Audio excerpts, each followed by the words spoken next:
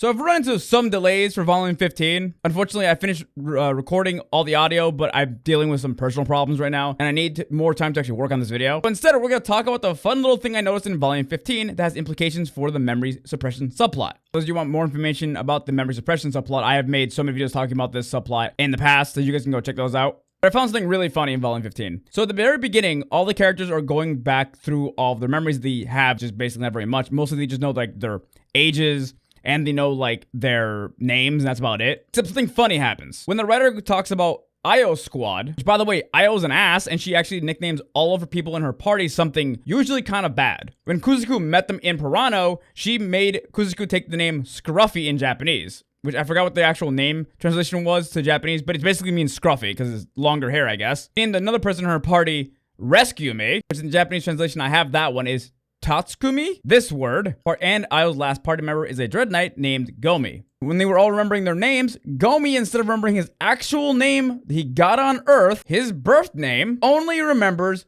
Gomi, which implies a couple different things. And if you guys can come up with different implications, let me know in the comments. This implies, from me at least, the memory suppression suppresses the memories that you had of your name the time it was erased. So since he only knows his name to be Gomi, and that's the one he goes by the most, that's the memory he remembers for his name. Or he was such a simp for Io, because a lot of the people in Io's squad are very much like super simpy for her, like to a gross degree, to the point where he took his name and replaced it in his mind as trash. So to summarize, this guy possibly could have been simping for this girl so much that she named him trash. He took that name and just made it his actual name in his own mind and soul. We might need to give this man an award for simpiest simp to ever be simped. That's insane. To his credit, when he remembered his name was Gobi, he was genuinely upset because he recognizes that it translates to trash. Also, for the record, the other guy whose name translates to Rescue Me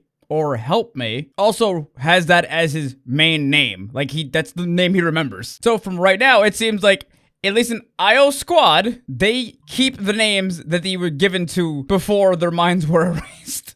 Which, funny enough, makes me ask, how many people from Earth that were brought to Grimgar are not aware of their actual names, but are actually using nicknames and didn't actually know about it?